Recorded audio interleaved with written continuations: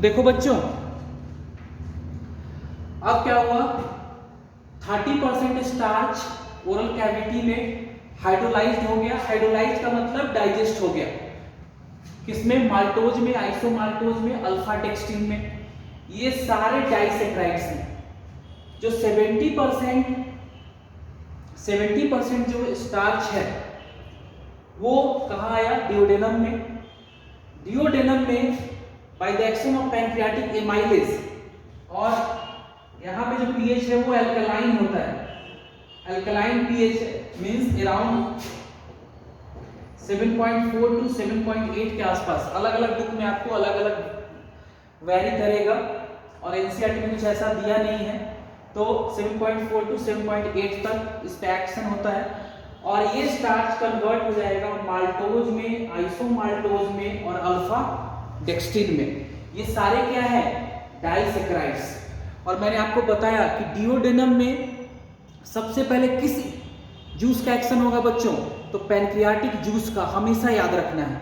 उसके बाद ही intestinal juice के कंटेंट को आपको सोचना है। मतलब हमारे पास 3 साइट है, डाइजेशन ऑफ फूड बिल्कुल आसान है। 3 हमारे पास साइट है, ओरल कैविटी, स्टोमक और डिओडेनम। अब हर जगह मैकेनिकल और बायोकेमिकल डाइजेशन होगा, तीनों जगह। क्लियर? ये आपको पता है। उसके बाद जो बायोकेमिकल डाइजेशन होगा उसमें सिक्रीशंस के बारे में आपको सोचना है। ओरल कैविटी में सलाइवा, स्टोमक में गैस्ट्रिक जूस, और डिओडेनम में 3 जूस के बारे में आपको सोचना है।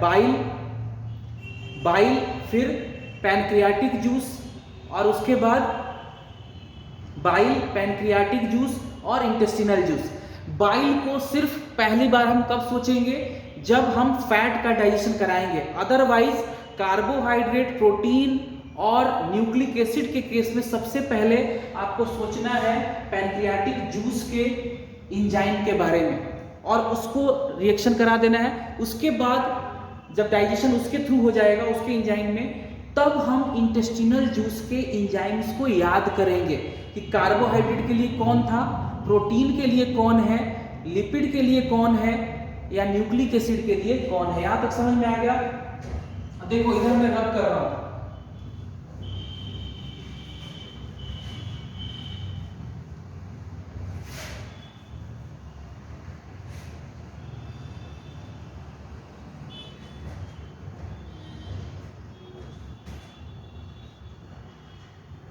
अब इधर देखो, ये सारे डाइसेक्राइड बन गए हैं। अब आएगा कौन?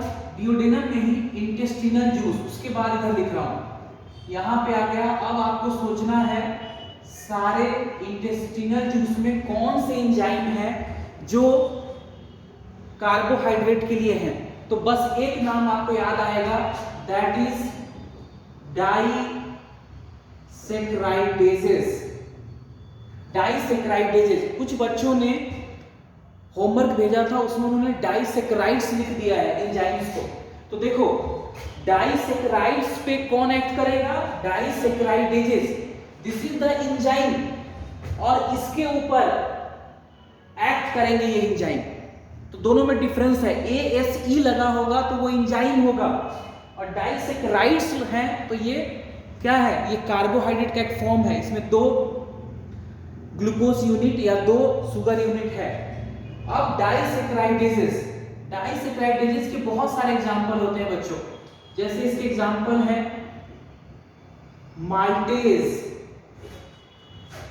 माल्टेज है, फिर है सुक्रेज जिसको इन्वर्टेज भी बोलते हैं, फिर है अल्फा डेक्स्ट्रिनेज, फिर है आइसोमाल्टेज। मतलब आपको समझ में आ रहा है? जैसा डाइसेक्राइड वैसा एंजाइम। यानी माल्टोज के ऊपर कौन एक्ट करेगा? माल्टेज। सुक्रोज के ऊपर कौन एक्ट करेगा? सुक्रेज। अल्फा डेक्स्ट्रिन के ऊपर कौन एक्ट करेगा? अल्फा डेक्स्ट्रिनेज। आइसोमाल्टोज के ऊपर कौन एक्ट करेगा? आइसोमाल्टेज। तो इस तरह से सारे एंजाइम एक्ट करते हैं। क्लियर? ये सारे एंजाइम इस तरह से एक्ट करेंगे। अब देखो जैसे आया, फिर है लैक्टेज, इसको भी लिख लेते हैं, एक है लैक्टेज। तो इस तरह से बहुत सारे ये डाइसैकेराइडेजेज है। अब कैसे एक्शन होगा तो देखो, और ये सारे प्रेजेंट कहाँ है, इंटेस्टिनल जूस में। अब देखो माल्टोज के ऊपर कौन एक्ट करेगा, माल्टेज, इसको कन्वर्ट कर देगा ग्लूकोज प्लस ग्लूकोज में। फिर सुक्रोज के ऊपर कौन एक्ट करेगा, सुक्रेज, या इसका दूसरा नाम है इन्वर्टेज, इसको कन्वर्ट कर देगा ग्लूकोज प्लस फ्रक्टोज में। फिर अल्फा डेक्स्ट्रिन, इसके ऊपर कौन एक्ट करेगा, अल्फा डेक्स्ट्रिनेज, इसको कन्वर्ट कर देगा किसमें, ग्लूकोज प्लस ग्लूकोज में। उसके बाद कौन बचा, लैक्टोज, लैक्टोज के ऊपर कौन एक्ट करेगा, लैक्टेज। मतलब जैसा सबस्ट्रेट, ये सारे सबस्ट्रेट हैं, ये डाइसैकेराइड है, ये सारे डाइसैकेराइड हैं, और इनके ऊपर ये सारा डाइसैकेराइडेजेज है, ये सारे डाइसैकेराइडेजेज है। तो लैक्टोज के ऊपर एक्ट करेगा लैक्टेज, इसको कन्वर्ट कर देगा ग्लूकोज प्लस गैलेक्टोज में, हो गया। फिर सपोज करो आइसो माल्टोज है, इसके ऊपर ऐड करेगा, लैक्टोज इज बच्चों मिल्क शुगर, ये याद रखना, lactose is milk sugar.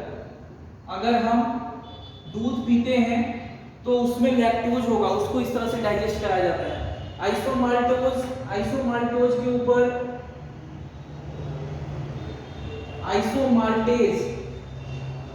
Isomaltase add करेगा, इसको कन्वर्ट कर देगा ग्लूकोज प्लस ग्लूकोज में।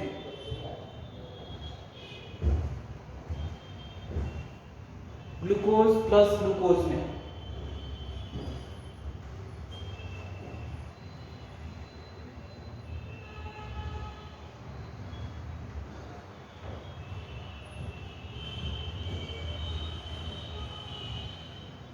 समझ में आया?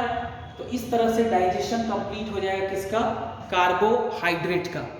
तो इस तरह से बच्चों डाइजेशन कंप्लीट हो गया किसका, कार्बोहाइड्रेट का।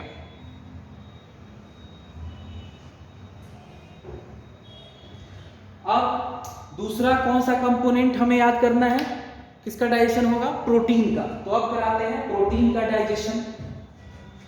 तो इसको मैं अब रब कर देता हूं बच्चों।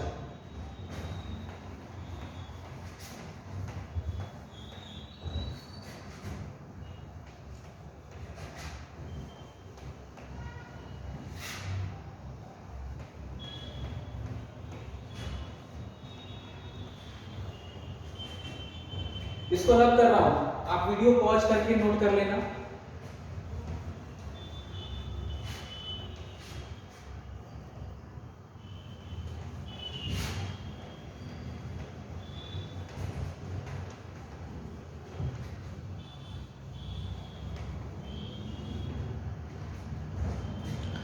Next, digestion of protein.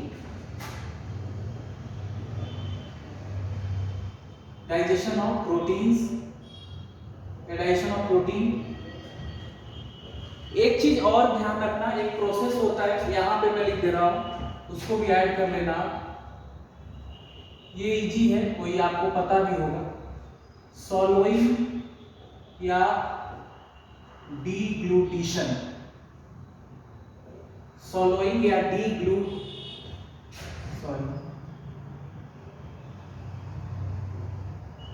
सॉलोइंग या डीग्लूटिशन।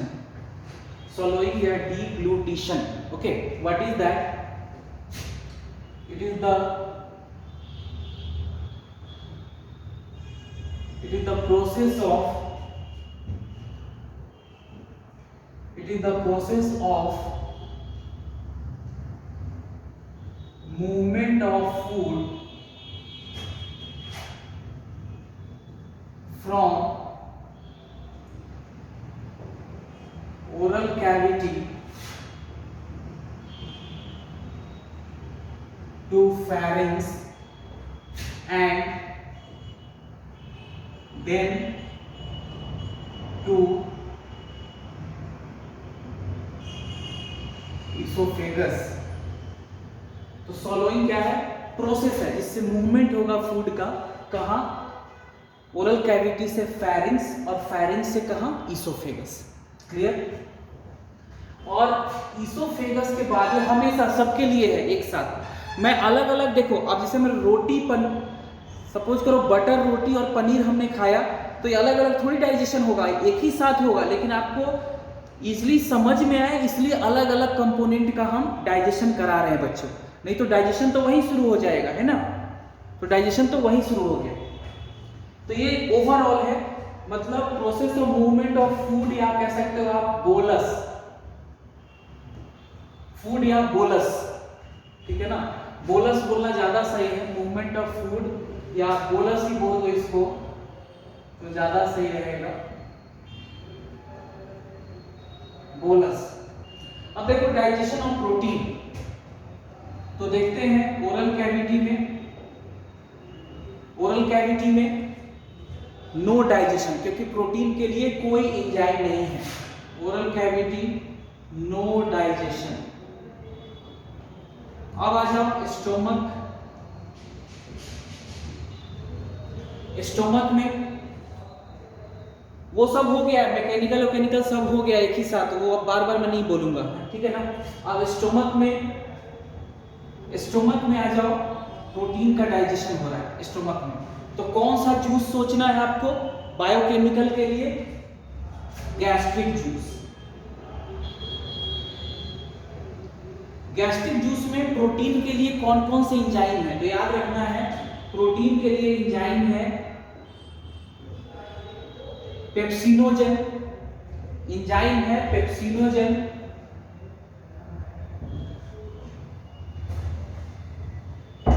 एंजाइम है पेप्सिनोजन, लेकिन ये इनएक्टिव फॉर्म में है बच्चों, ये इनएक्टिव फॉर्म में है। कैसे पहचानोगे? जेल लगा हुआ है, जेल, या मैंने बताया था आपको प्रो लगा हो तो उसको प्रो आगे में, जेल पीछे में, तो उसको क्या बोलते हैं? Inactive form. अब पेप्सिनोजन को पहले एक्टिव किया जाएगा HCl से। ये HCl कहां से आता है?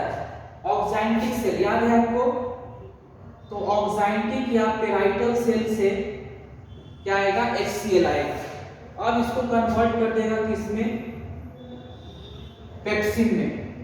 ये पेप्सिन अब एक्टिव हो गया। दूसरा है इसमें प्रोरेनिन, ये भी इनएक्टिव है, इसको भी HCl जो किसका सिक्रीशन है? ऑक्सैंटिक सेल या पेराइटल सेल का सिक्रीशन है, इस प्रोरेनिन को भी कन्वर्ट कर देगा किसमें? रेनिन में। एंड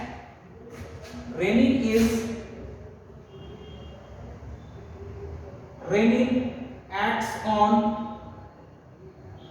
milk protein, ये सिर्फ मिल्क प्रोटीन पे एक्ट करता है। सारे प्रोटीन के लिए पेप्सिन है स्टोमक में, मिल्क प्रोटीन के लिए रेनिन है। Act on milk protein called as casein, ये आपको दिख रहा है casein, yes it is visible. तो कैसीन जो है उसके ऊपर एक्ट करेगा रेनिन। अब चलो दोनों एक्टिव फॉर्म में आ गए, मतलब गैस्ट्रिक जूस में दो ही एंजाइम हैं जो आपको याद रखना है, एक पेप्सिनोजन और प्रोरेनिन, जो प्रोटीन के ऊपर एक्ट करते हैं। सिर्फ दो ही है गैस्ट्रिक जूस का, इसलिए मैंने बोला आपको सारे कंटेंट याद रखना है। डाइजेशन बिल्कुल आसान है। क्या करना है आपको? 3 साइट मैंने बताया, ओरल कैविटी, स्टोमक और डिओडेनम स्मॉल इंटेस्टाइन का। उसके बाद आपको वहां पे जूसेस क्या सिक्रीट हो रहा है वो आपको पता होना चाहिए। तो ओरल कैविटी में आपको सलाइवा, स्टोमक में गैस्ट्रिक जूस और आपको डिओडेनम में बाइल, पैनक्रियाटिक जूस और इंटेस्टिनल जूस, सबसे पहले पैनक्रियाटिक जूस के एंजाइम्स आपको सोचने हैं, उसमें क्या क्या एंजाइम है, ठीक है, और उसके बाद तब इंटेस्टिनल जूस के एंजाइम्स का रिएक्शन आपको कराना है, ये समझना है बस। क्लियर? इस तरह से, तो इस तरह से हो गया। अब कैसीन, अब जो प्रोटीन आया बच्चों, इस प्रोटीन के ऊपर पेप्सिन एक्ट करेगा और इस प्रोटीन को कन्वर्ट करा देता है peptones plus proteases, peptones plus proteases में। प्रोटीन को ब्रेक किया किसमें? पेप्टोन्स प्लस प्रोटीएजेस में। क्लियर? इसमें ब्रेक हो गया ये। अब यहीं तक इसका काम हो गया। अब जो मिल्क प्रोटीन है that is casein, this is milk protein.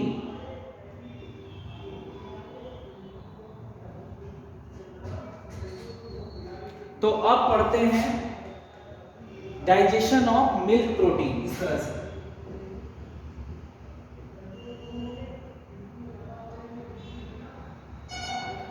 Digestion of casein that is milk protein. तो इनिशियल स्टेप इन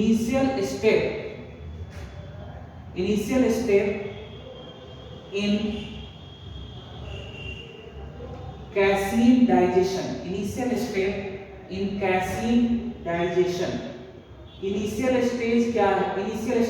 क्या है? इनिशियल स्टेप या फर्स्ट स्टेप? तो initial step in casein digestion. तो हमेशा क्या होगा? इनिशियल स्टेप सबसे पहले कैसीन आया, उसके ऊपर एक्ट करेगा कौन? रेनिन, ये याद रखना। और इस कैसीन को कन्वर्ट करा देगा किसमें?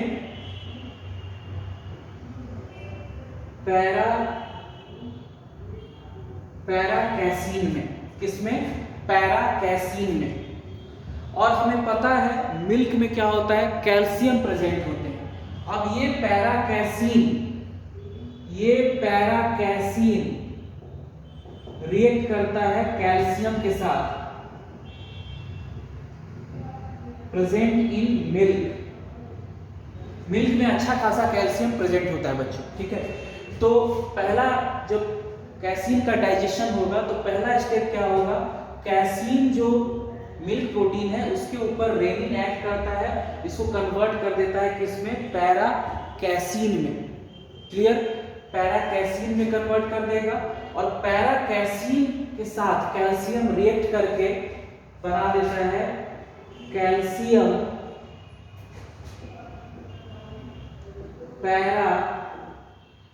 पैराकैसिनेट, बन जाएगा calcium paracaseinate. This structure is called as curd, इसी को बोलते हैं कर्ड। जो हम लोग कर्ड समझ के खाते हैं ना बच्चों, that is yoghurt. Curd is फटा हुआ दूध। जैसे आप पनीर बनाने के लिए दूध में, गर्म दूध में नींबू डालते हो आप, सिट्रिक एसिड, तो कोगुलेशन हो जाता है, वो फट जाता है दूध, दैट इज कर्ड बेसिकली। जो कर्ड हम लोग खाते हैं दैट इज योगर्ट। क्लियर? तो इस तरह से समझना, तो दैट इज योगर्ट। तो कैल्शियम पैराकैसिनेट में ब्रेक कर गया।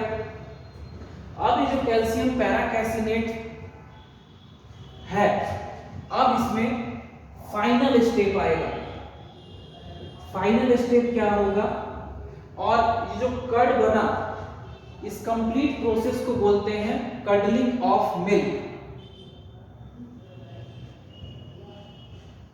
इस तरह से इस प्रोसेस को लिखते हैं। फर्स्ट स्टेप से पहले लिख देते हैं, क्या है? Curdling of milk.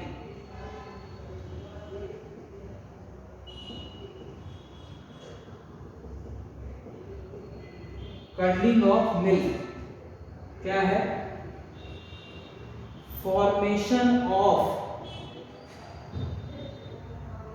Curd that is calcium calcium paracaseinate, formation of curd, that is calcium paracaseinate from milk is called as curdling of milk. Formation of curd from milk is called as curdling of milk. Clear? यहां तक digestion हो गया, यहां तक आप note करना, समझ में आ रहा है आपको? तो यहां तक आप नोट करना। उसके बाद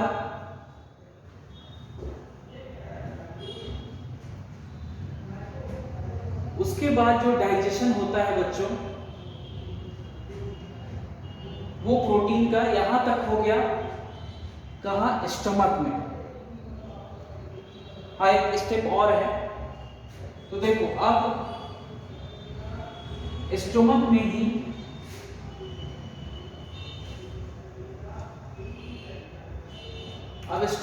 ही क्या होगा? फाइनल स्टेप होगा। इनिशियल स्टेप में रेनिन आया, अब फाइनल स्टेप है। फाइनल स्टेप में क्या होता है? इस कैल्शियम पैराकैसिनेट के ऊपर एक्ट करता है पेप्सिन। ये है final step of casein digestion. Final step of casein digestion, और इसको कन्वर्ट कर देगा किसमें? पेप्टोन्स में। समझ में आ गया आपको? उसके बाद अब डाइजेशन होगा कहां? इतना डाइजेशन हो गया, अब डाइजेशन होगा डियोडेनम में। तो नेक्स्ट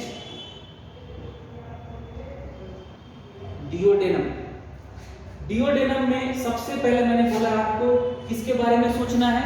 पैनक्रियाटिक जूस के एंजाइम्स के बारे में आपको सोचना है।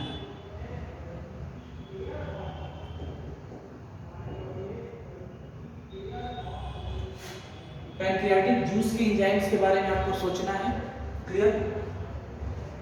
और इसमें क्या होगा? पैनक्रियाटिक जूस के एंजाइम्स में आप देखोगे, आप याद करना है आपको, बहुत इंपॉर्टेंट है। इसमें आप देखोगे तो एक एंजाइम है ट्रिप्सिनोजन। अब ट्रिप्सिनोजन जो है ये प्रोटीन के लिए एक्ट करता है, लेकिन प्रॉब्लम ये है कि ये भी इनएक्टिव फॉर्म में है। ये इनएक्टिव फॉर्म में है, तो इसके ऊपर एक एंजाइम एक्ट करेगा इंट्रोकाइनेज। ये कहां से आता है? ये आता है बच्चों इंटेस्टिनल जूस से। अब क्या है, सारे जूस तो आ ही चुके हैं डियोडेनम में, सारे जूस प्रेजेंट है, तो तुरंत पैनक्रियाटिक जूस फोन लगाएगा इंटेस्टिनल जूस को कि देखो मेरा एंजाइम है, इसको तुम्हें एक्टिव करना है। अब ये यहां से भेज देगा किसको? ये भेज देगा इंट्रोकाइनेज को। कहां से? इंटेस्टिनल जूस से। अब ट्रिप्सिनोजन कन्वर्ट हो गया ट्रिप्सिन। क्लियर? इसको रब कर रहा हूं बच्चों।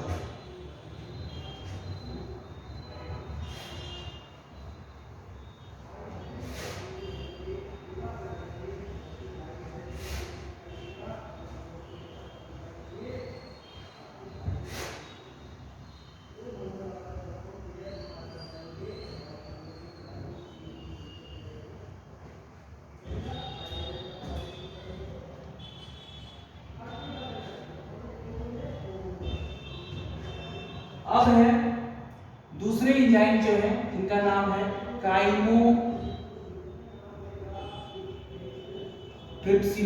ये भी इनएक्टिव है, ये ट्रिप्सिन हो गया एक्टिव। अब काइमोट्रिप्सिनोजन है, ये भी प्रोटीन के ऊपर ही एक्ट करता है, ये भी इनएक्टिव है बच्चों। अब इसको कैसे एक्टिव किया जाए, तो इस पे एक्ट करता है ट्रिप्सिन, इसके ऊपर एक्ट करता है ट्रिप्सिन और इसको कन्वर्ट कर देगा किसमें,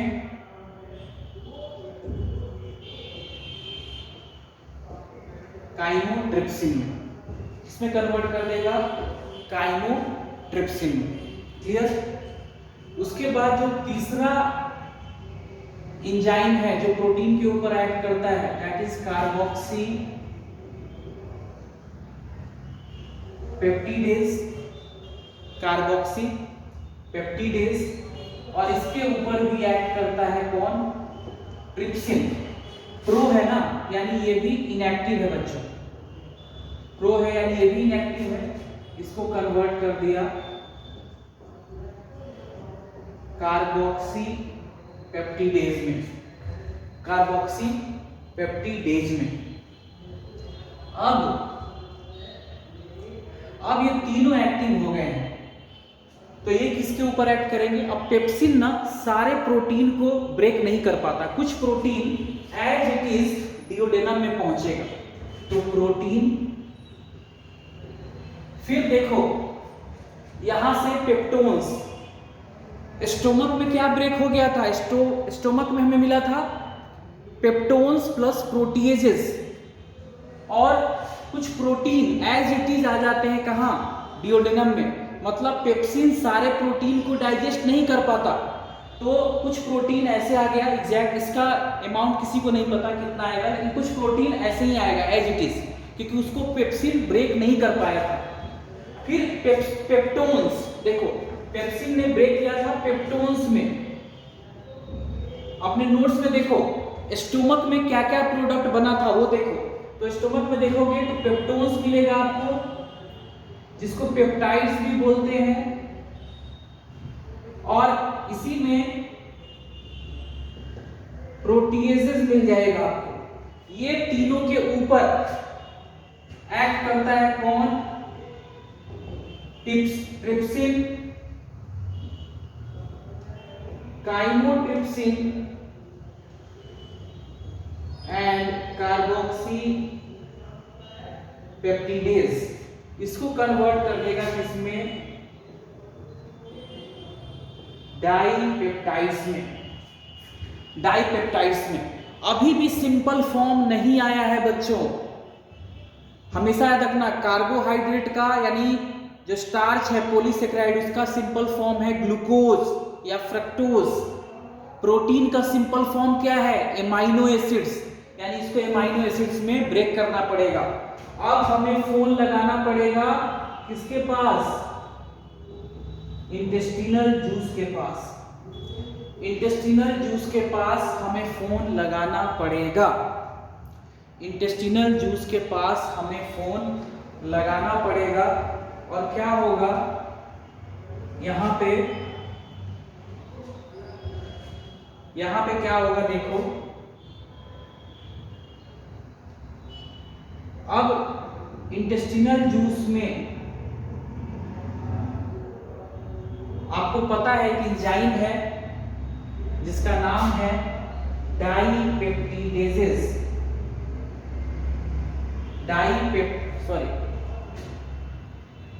डाइपेप्टिडेजेस। ये क्या करता है, डाइपेप्टाइड्स को कन्वर्ट कर देगा किसमें,